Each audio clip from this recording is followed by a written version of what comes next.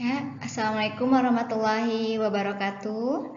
Pada kesempatan kali ini saya akan menjelaskan mengenai prinsip umum dari toksikologi. Akan kita bahas terlebih dahulu yaitu mengenai efek toksik, faktor pemodifikasi efek toksik.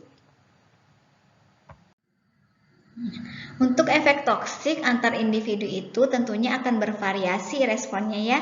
Itu didasarkan karena sifat organ sasaran dan mekanisme kerja dari efek-efek toksik dan respon dari individu itu akan berbeda. Nah, efek toksik ini terjadi karena adanya interaksi biokimiawi antara toksikan dan dengan struktur reseptor tertentu di dalam tubuh. Ini efek toksik itu tergantung dari bagaimana spektrum dari efek toksik, kemudian organ sasaran, mekanisme kerjanya, dan juga reseptor yang ada di dalam tubuh. Coba kita lihat spektrum dari efek toksik. Spektrumnya itu ada yang efeknya lokal, ya bagian tertentu saja, ataupun sistemik secara keseluruhan. Efeknya ada yang berpulih dan nirpulih, artinya dapat sembuh kembali setelah terpapar zat toksik ataupun tidak dapat, jadi menyebabkan keracunan yang sifatnya permanen ya. Efeknya segera atau tertunda, artinya apakah setelah terpapar zat beracun efeknya itu akan segera terlihat atau tertunda baru setelah terpapar sekian lama gitu ya baru terlihat gitu. Kemudian efek morfologis, fungsional dan juga biokimiawi, ini saya rasa sudah jelas. Kemudian reaksi alergi, apakah reaksi idiosinkrasi yang akan ditimbulkan. Selanjutnya respon bertingkat ataupun respon kuantal.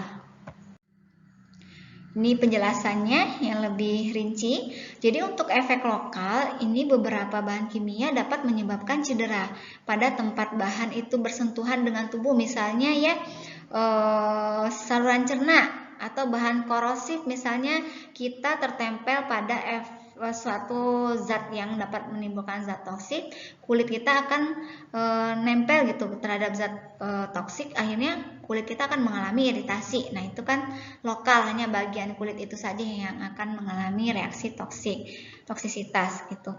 Atau serta atau iritasi gas atau uap pada saluran nafas, misalnya menghirup suatu zat toksik kemudian saluran nafas kita mengalami peradangan itu misalnya ya. Jadi hanya bagian saluran pernafasan saja. Sifatnya tidak secara keseluruhan atau sistemik. Ini dapat disebabkan oleh senyawa yang kausatik. Ya, ini adalah efek sistemik, jadi terjadi hanya setelah toksikan diserap dan tersebar ke bagian lain dalam tubuh. Jadi zat beracun itu juga mengalami proses absorpsi, distribusi, dan sebagainya. Ketika zat beracun masuk ke dalam tubuh, itu akan diserap. Setelah diserap, maka akan tersebar ke bagian lain tubuh. Nah, untuk efek sistemik ini umumnya, toksikan hanya mempengaruhi satu atau beberapa organ saja. Itu adalah organ sasaran dari zat beracun tersebut. Misalnya, metil merkuri ya, ini organ sasarannya adalah sistem saraf pusat, jadi langsung menyerang bagian SSP. Tetapi kadar metil merkuri di hati dan ginjal itu jauh lebih tinggi. Nah, cuma karena organ sasarannya itu SSP, maka efek toksik itu lebih besar pengaruhnya terhadap sistem saraf pusat. Nah, ini efek berpulih, disebut juga efek berpulih jika setelah terpapar efek toksik ada reaksi dan itu dapat kembali sembuh dengan mudah gitu ya. Efek toksikan dapat berpulih bila tubuh terpajan pada kadar yang rendah atau waktunya singkat. Ini yang nirpulih atau irreversible, ini akan menetap justru bertambah parah setelah pejanan toksik dihentikan karena sudah terlanjur menumpuk di dalam tubuh. Contohnya karsinoma, mutasi, kerukan saraf, dan sirosis hati. Efek nirpulih ini dapat dihasilkan pada pejanan dengan kadar yang lebih tinggi atau waktu yang lebih lama.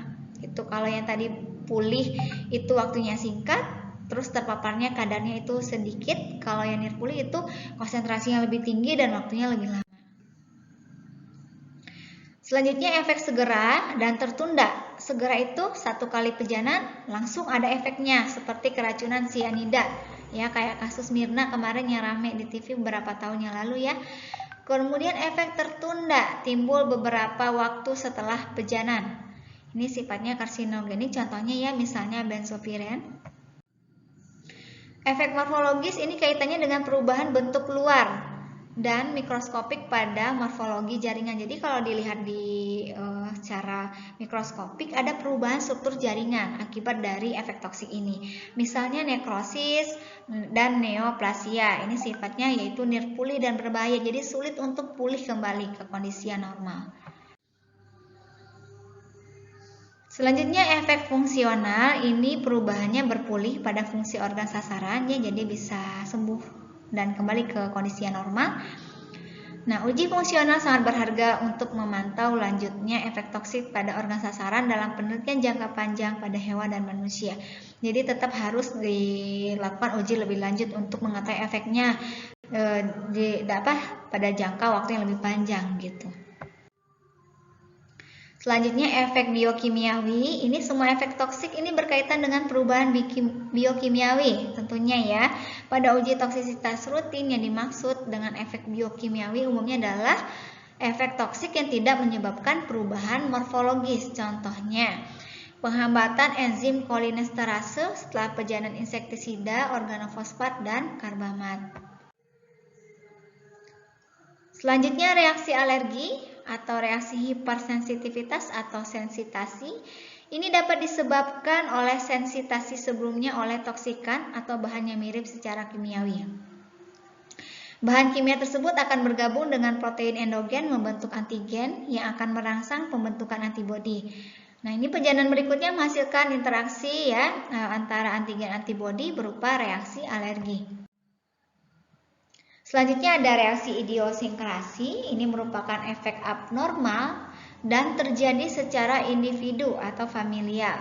Obat dapat memberikan efek yang secara kualitatif total berlainan dengan efek normalnya. Contohnya beberapa pasien menunjukkan reaksi otot yang berkepanjangan dan apneu setelah diberikan suksinilkolin dosis lazim. Pasien ini kekurangan kolinesterase dalam serum, normalnya segera merusak pelumas otot. Itu contohnya ya, idiosinkrasi.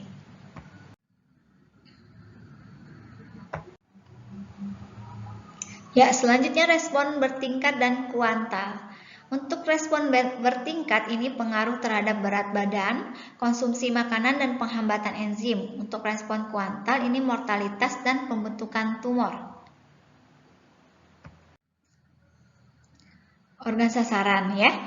Organ sasaran ini mekanisme paling mungkin terjadi bagaimana suatu toksikan mempengaruhi organ tertentu di dalam tubuh. Itu pada umumnya karena lebih pekanya suatu organ. Jadi organ tertentu itu lebih peka terhadap suatu zat toksik tertentu. Jadi itu yang merespon nantinya ketika tubuh mengalami reaksi toksisitas.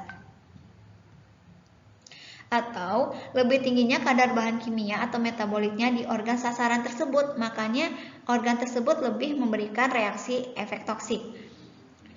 Kadar lebih tinggi dapat meningkat pada berbagai keadaan ya. Kepekaan organ juga berpengaruh seperti neuron, saraf, dan otot jantung itu sangat bergantung pada ATP yang dihasilkan oleh oksidasi mitokondria. Jadi jaringan ini sangat peka ya terhadap kekurangan oksigen yang timbul karena gangguan sistem pembuluh darah atau hemoglobin. Misalnya nih keracunan karbon monoksida ya. Jadi maksudnya ketika seseorang mengalami keracunan karbon monoksida itu bagian yang paling merespon itu, yang paling peka itu adalah bagian saraf dan otot jantung.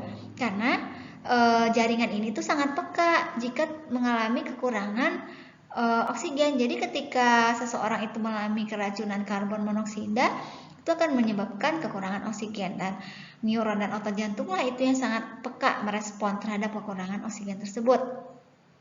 Ya, kenapa bisa menyebabkan kekurangan oksigen? Karena keracunan karbon monoksida ini dapat menyebabkan gangguan pada sistem pembuluh darah, sehingga hemoglobinnya juga akan terganggu kadarnya.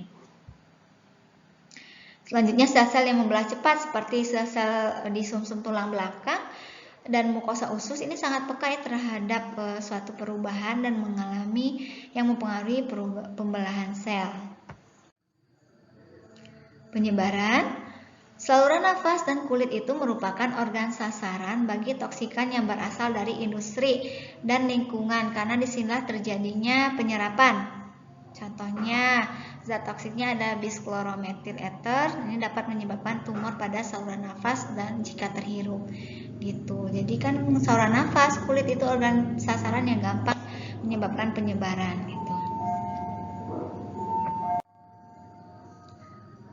Selanjutnya ada metil merkuri, ini bersifat lipofilik sehingga dapat melintasi sawar darah otak dan menyebabkan pengaruh racunnya di sistem saraf. Untuk senyawa merkuri anorganik ini tidak dapat menembus sawar darah otak sehingga tidak bersifat toksik terhadap sistem saraf, tapi pada sistem-sistem yang lainnya. Nah, radiasi juga dapat merusak DNA dan menyebabkan tumor. Nah, ini sinar UV ya, ini mempunyai kekuatan penetrasi yang kecil dan hanya dapat menyebabkan tumor pada kulit. Gitu. Jadi ya tergantung dari sifat dari zat toksiknya itu seperti apa dan organ yang sebagai target sasarannya itu bagaimana. Untuk mekanisme kerja, klasifikasi mekanisme kerja ini berdasarkan sifat kimia berbagai molekul sasaran, ya, contohnya protein, bagaimana kadar koenzimnya, lipid, asam-asam nukleat, dan sebagainya. Nah, ini protein ya. Bagaimana sih pengaruhnya protein terhadap efek toksik? Coba kita lihat dari strukturalnya. Misalnya protein membran plasma dan membran organel. Ini contohnya heksa dan silika. Ini dapat menyebabkan kerusakan semacam ini itu menyebabkan terganggunya struktur maupun fungsi membran tersebut. Nah, kalau enzim ini dapat dihambat oleh zat kimia yang disintesis oleh toksikan. Misalnya asam fluoroasetat dan turunannya. Dalam siklus asam sitrat, asam fluoroasetat itu mengalami metabolisme seperti asam asetat, tetapi yang dibentuk bukannya asam sitrat maupun fluoroasetat ya. Jadi ini dapat mempengaruhi produksi energi pada metabolisme berikutnya. Ini yang sifatnya sebagai pembawa, misalnya hemoglobin. Itu dapat dipengaruhi oleh toksikan melalui pengikatan yang kompetitif. Contohnya yang tadi karbon monoksida ya. Ini dapat mengikat hemoglobin di tempat oksigen biasanya terikat sehingga kadar oksigennya itu dapat berkurang. Nah, karena afinitasnya terhadap hemoglobin lebih besar, karbon monoksida ini membuat hemoglobin tidak aktif dan menimbulkan gejala-gejala kekurangan oksigen. Tadi organ sasaran yang paling berpengaruh itu ada di jaringan jantung dan juga saraf. Koenzim. Nah, kalau koenzim ini berperan penting dalam fungsi enzim yang normal. Kadarnya dalam tubuh itu dapat berkurang karena sintesisnya dihambat oleh toksikan. Contohnya, piritiamin ini dapat menghambat tiamin kinase yang berfungsi sebagai pembentukan koenzim tiamin pirofosfat. Selanjutnya ada lipid. Nah, kerusakan membran sel dapat terjadi setelah pejanan berbagai toksikan. Contohnya penggunaan anestetik umum ether dan halotan ini dapat menumpuk di membran sel dan mengganggu transport oksigen dan glukosa ke dalam sel. Selanjutnya asam nukleat, ini ikatan kovalen antara toksikan dan DNA serta RNA yang sedang bereplikasi ini dapat mengakibatkan kerusakan yang parah seperti kanker, mutasi dan juga teratogenesis. Toksikan semacam ini dapat juga memperlihatkan efek imunosupresan. Jadi sistem imunnya itu ditekan ya. Selanjutnya antimetabolit seperti aminopterin dan metotreksat ini mungkin masuk ke dalam DNA dan RNA dan mengganggu proses replikasi. Jadi kalau pengaruh asam nukleat ini pengaruhnya itu ketika efek toksik masuk itu langsung mempengaruhi DNA, RNA gitu. Nah, bagaimana sih peran dari reseptor ya? Peran dari reseptor ini fungsinya sebagai tempat sistem biologi yang dapat mengenali berbagai zat yang mempunyai sifat kimia khusus dan setelah berikatan dengan senyawa tertentu. Ini adalah suatu tempat dimulainya efek biologi tertentu. Nah, saya lanjutkan dengan faktor pemodifikasi efek toksik, ada faktor penjamu, faktor lingkungan, dan juga interaksi kimia. Faktor penjamu itu ada spesies, ya, strain dan juga individu, bagaimana seks atau jenis kelaminnya, apakah perempuan atau laki-laki, itu berpengaruh pada status hormonalnya atau pada wanita dalam keadaan hamil atau tidak. Kemudian usia, status gizi bagaimana, dan juga keadaan penyakit lain. Ya, marilah kita bahas dulu mengenai spesies, strain, individu. Jadi efek toksik antara spesies yang satu dengan spesies yang lain itu jelas berbeda. Tadi contohnya pestisida ini lebih toksik bagi hama daripada bagi manusia dan mamalia lain. Cuma kalau manusia ketika menggunakan pestisida APD-nya itu kurang baik untuk melindungi diri dari pengguna, itu juga lama-lama bisa terpapar. Cuma mungkin efeknya tidak sesegera pada mamalia gitu ya.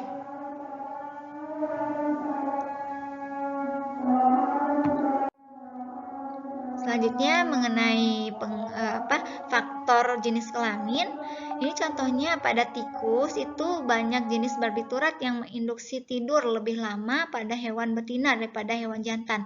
Jadi penggunaan barbiturat ya, jika diujikan pada tikus jantan dan betina, itu waktu tidur tikus betina itu dapat lebih panjang dibandingkan dengan tikus yang jantan. Atau ini contohnya kloroform. Ini lebih bersifat nefrotoksik pada mencit jantan, tapi tidak pada betina gitu. Jadi ini ada pengaruhnya, ada kaitannya dengan produksi hormon berdasarkan jenis kelamin. Selanjutnya faktor usia ini juga berpengaruh. Toksikan tertentu lebih banyak diserap oleh usia muda. Misalnya anak kecil itu dapat menyerap timbal 4-5 kali lebih banyak daripada usia dewasa. Karena kan kalau anak kecil itu cenderung belum bisa memilih mana yang boleh misalnya dimasukkan ke mulut atau yang boleh dipegang atau gimana. Jadi itu cenderung terpapar zat toksik itu lebih sering dibandingkan dengan yang manusia, dibandingkan dengan usia dewasa gitu. Atau hewan ya, dengan manusia ini manusia yang telah tua atau dewasa ini juga lebih rentan terhadap zat kimia tertentu. Mekanisme yang mungkin karena berkurangnya detoksifikasi, karena kan adanya penurunan fungsi organ-organ tubuh ya, fungsi hatinya menurun, fungsi jantungnya menurun ya, sehingga ketika terpapar zat toksik itu lebih cenderung beresiko dibandingkan dengan usia dewasa. Status gizi ya. Biotransformasi utama dari toksikan itu dikatalis oleh sistem oksidase, fungsi campuran atau mikrosom. Misalnya kekurangan vitamin A ini dapat meningkatkan sistem pernafasan terhadap karsinogen. Ini penyakit juga mempengaruhi efek toksik ya, seperti penyakit hati, ginjal, jantung, dan saluran pernafasan itu dapat mempengaruhi efek toksik. Misalnya pada pasien asma, ini dapat membuat penderitanya jauh lebih rentan terhadap cemaran udara seperti SO2 gitu. Jadi ketika terpapar SO2 itu pasien orang dengan yang memiliki riwayat asma itu lebih rentan, lebih sensitif gitu. Nah, ini faktor lingkungan juga mempengaruhi efek toksik, ada faktor fisik, ada faktor sosial. Untuk faktor fisik contohnya ada perubahan suhu, tekanan barometrik, dan juga iradiasi. Untuk perubahan suhu misalnya colchicine dan digitalis, ini obat jantung ya, contohnya digitalis, ini lebih bersifat toksik pada tikus daripada pada katak. Tetapi toksisitasnya terhadap katak itu lebih meningkat bila suhu lingkungannya itu dinaikkan. Ya, jadi gitu. Walaupun tadinya pada katak itu tidak ada reaksi toksik, tapi ketika suhu lingkungannya naik, justru katak itu menerima efek toksik yang lebih kuat dibandingkan dengan tikus. Selanjutnya tekanan barometrik. Di tempat yang lebih tinggi ya tekanannya, itu toksisitas digitalis yang tadi obat jantung itu berkurang, sementara toksisitas amfetamin itu dapat bertambah gitu. Jelas ya, jadi ini juga berpengaruh tekanan barometrik. Selanjutnya iradiasi. Ini iradiasi seluruh tubuh itu meningkatkan toksisitas perangsangan SSP, tetapi menurunkan toksisitas depresannya gitu. Selanjutnya ada faktor sosial. lingkungan kalau ini hewan ya, jadi lingkungan kandang dan berbagai jenis faktor sosial itu mempengaruhi toksisitas berbagai zat kimia. Penanganan hewannya juga, bagaimana jenis sangkarnya, jenis alasnya, semua merupakan faktor yang penting. Oleh karena itu, jika nanti ada yang ingin melakukan pengujian menggunakan hewan uji, itu perlu diperhatikan faktor sosialnya ya, bagaimana bagaimana kondisi kandangnya, bagaimana cara penanganan hewannya, pemberian makannya, itu harus dipengaruhi karena akan mempengaruhi efek dari pengujian yang akan dilakukan, reaksinya akan berpengaruh gitu. Selanjutnya ada interaksi kimia ya. Interaksi kimia ini terjadi lewat berbagai jenis mekanisme. Misalnya senyawa nitrit dan amin tertentu itu dapat bereaksi dalam lambung, membentuk nitrosamin yang umumnya bersifat karsinogenik yang kuat sifatnya sehingga toksisitasnya dapat semakin meningkat. Nah, ini suatu jenis interaksi yang penting melibatkan pengikatan zat kimia dengan reseptor yang khusus. Antagonis menghambat kerja suatu agonis, misalnya neurotransmitter atau hormon ini dengan mencegah pengikatan agonis reseptor. Untuk jenis ikatan penting lainnya adalah akibat berubahnya biotransformasi dari kimia oleh kerja zat kimia lain, atau penginduksi dapat menurunkan toksisitas zat kimia lain dengan mempercepat detoksikasinya.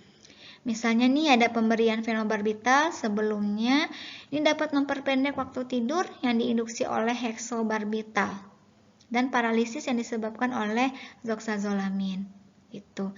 Jadi maksudnya begini, ketika pemberian fenobarbital itu tuh bagi seseorang yang sedang menggunakan secara bersamaan heksobarbital, itu waktu tidurnya akibat dari penggunaan heksobarbital ini dapat lebih pendek gitu, memperpendek waktu tidur dan juga menyebabkan paralisis jika digunakan bersamaan dengan zoxazolamin. Nah, sekian penjelasan dari pertemuan kedua ini. Mudah-mudahan dapat dipahami. Assalamualaikum warahmatullahi wabarakatuh.